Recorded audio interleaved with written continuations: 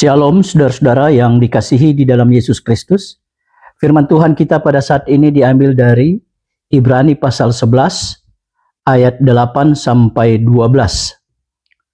Karena iman Abraham taat ketika ia dipanggil untuk berangkat ke negeri yang akan diterimanya menjadi milik pusakanya. Lalu ia berangkat dengan tidak mengetahui tempat yang ia tujui. Karena iman, ia diam di tanah yang dijanjikan itu seolah-olah di suatu tanah asing, dan di situ ia tinggal di kemah dengan Ishak dan Yakub, yang turut menjadi ahli waris janji yang satu itu. Sebab ia menanti-nantikan kota yang mempunyai dasar, yang direncanakan dan dibangun oleh Allah. Karena iman, ia juga dan Sarah beroleh kekuatan untuk menurunkan anak cucu walaupun usianya sudah lewat, karena ia menganggap Dia yang memberikan janji itu setia. Itulah sebabnya maka dari satu orang, malahan orang yang telah mati pucuk, terpancar keturunan besar seperti bintang di langit dan seperti pasir di tepi laut yang tidak terhitung banyaknya. Tema kita, percaya dan taat kepada Tuhan. Saudara-saudara yang dikasihi di dalam Yesus Kristus, firman Tuhan kita pada saat ini merupakan satu bimbingan ataupun satu surat untuk menguatkan iman percaya dari orang Kristen Yahudi. Kenapa demikian? Karena orang Kristen Yahudi pada waktu itu berada dalam berbagai-bagai kesulitan yang dialami, khususnya mengenai iman percaya. Mereka berada di dalam satu kepelbagaian kesulitan. Kenapa demikian? Karena mereka itu ditekan, dipermalukan di depan orang banyak, dihina di depan orang banyak, depan umum. Lalu dalam kehidupan beragama mereka seperti ditindas. Pemerintah Romawi tidak inginkan ada satu perkembangan dari orang-orang Kristen, agama Kristen. Ini yang terjadi. Harta mereka dirampas. Sekali lagi, harta mereka dirampas, ibadah mereka dihalangi. Sehingga yang terjadi adalah jemaat seakan-akan hilang satu ketaatan. Mereka itu sepertinya sudah pesimistis dengan kehidupan beragama mereka. Mereka itu sudah mulai kehilangan semangat untuk beribadah kepada Tuhan. Malah ada yang murtad. Oleh sebab itu, saudara-saudara, firman Tuhan ini yang dikirimkan oleh Rasul Paulus kepada mereka, ini untuk memberikan satu kekuatan kepada mereka, agar mereka tetap percaya kepada karya keselamatan Allah dalam diri Yesus Kristus. Percaya kepada Yesus Kristus sebagai Tuhan. Dan apa yang mereka harapkan mengenai keselamatan, hidup bersama dengan Kristus, itu akan nyata dalam kehidupan Yesus Kristus. Intinya adalah bagaimana mereka harus percaya dan taat. Sehubungan dengan ini, Rasul Paulus memberikan satu contoh kepada mereka, yaitu bagaimana iman dan ketaatan Abraham pada waktu Allah memanggilnya. Kenapa demikian? Karena memang narasi tentang Abraham sebagai bapa leluhur mereka Itu sangat jelas dan terpatri dalam pikiran mereka. Karena ini bukan hanya satu cerita yang ada kepada bangsa Israel, khususnya bangsa Yahudi, tetapi ini merupakan satu patokan iman bagi mereka dan juga bapak leluhur mereka.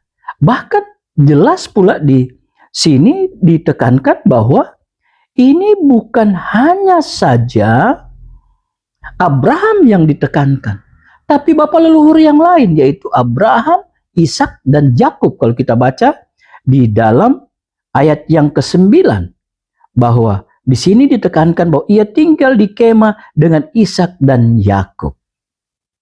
Jadi jelas bagaimana Allah memanggil Abraham itu dari satu lingkungan yang tidak percaya kepada Tuhan. Dari Urs Kasdim untuk pergi ke tanah Kanaan.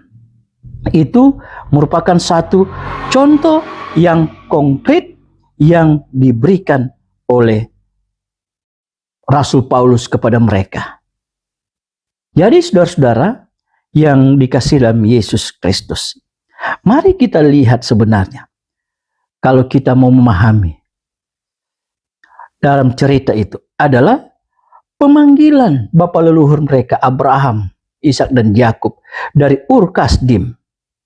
Di sini dikatakan bahwa lingkungan itu adalah lingkungan kegelapan karena tidak percaya kepada Allah. Di situ ada perbudakan, di situ ada berhala-berhala dan orang-orang jahat, dan juga tidak ada satu harapan keselamatan. Abraham itu dipanggil dari situ, dia belum mengenal Allah yang sebenarnya, tapi dia percaya akan janji yang diberikan Allah kepadanya. Sehingga dia mengikuti apa pemanggilan Allah itu, karena ada janji terhadap Abraham, sehingga dia ikuti. Hal yang kedua yang ditekankan adalah menetap di Kanaan, kota yang mempunyai dasar, yaitu hidup di dalam berkat-berkat Allah.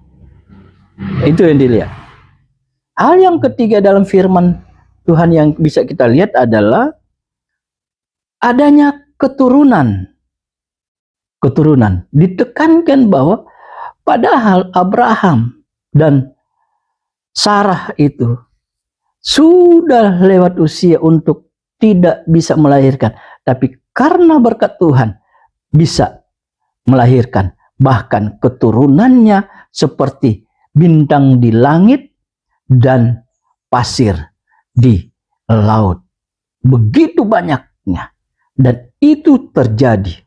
Jadi ini menguatkan iman mereka supaya tetap percaya, tetap kuat dan taat di dalam firman Tuhan, dalam karya keselamatan yang dirancang oleh Allah dalam diri Yesus Kristus. Saudara-saudara yang dikasihi dalam Yesus Kristus, mari kita memahami tentang tema kita. Tema kita secara sederhana itu dikatakan bahwa percaya dan taat kepada Tuhan. Kalau kita berbicara sebenarnya tentang percaya dan ketaatan, berarti kita harus mengakui keberadaan Allah. Itu yang pertama. Mengakui keberadaan Allah, yakin akan kebenaran firman, dan melakukan dalam kehidupan kita sehari-hari. Walaupun berada di dalam berbagai-bagai tantangan dan pergumulan hidup. Coba kita lihat di dalam pembacaan kita, Kejadian 26 ayat 1. Ketika terjadi kelaparan, rencana Ishak itu pergi ke Mesir. Tetapi Allah mengatakan kepadanya, jangan engkau pergi ke Mesir. Tetap di Gerar, dan aku akan memberkati engkau di sini. Dan Ishak taat kepada perintah Tuhan. Jadi bukan hanya percaya saja, tetapi dalam ketaatan. Karena ketaatan ini di situ akan membawa kita untuk mengakui kedaulatan Tuhan dan patuh serta menjalankan akan perintah Tuhan.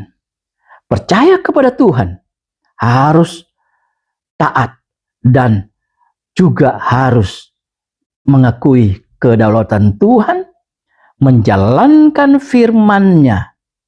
Ketika kita berada dalam kepercayaan dan taat kepada Tuhan, maka Tuhan akan melindungi kita. Tuhan akan menjaga kita. Tuhan akan bersama-sama dengan kita. Jadi ketaatan kita akan mengantar kita kepada kehidupan bersama-sama dengan Kristus Yesus. Apapun yang terjadi dalam kehidupan kita, di tengah-tengah dunia ini, dalam kita beraktivitas, kita harus percaya dan taat kepada Tuhan. Karena itu akan memberikan hidup bagi kita. Demikianlah firman Tuhan. Tuhan memberkati kita.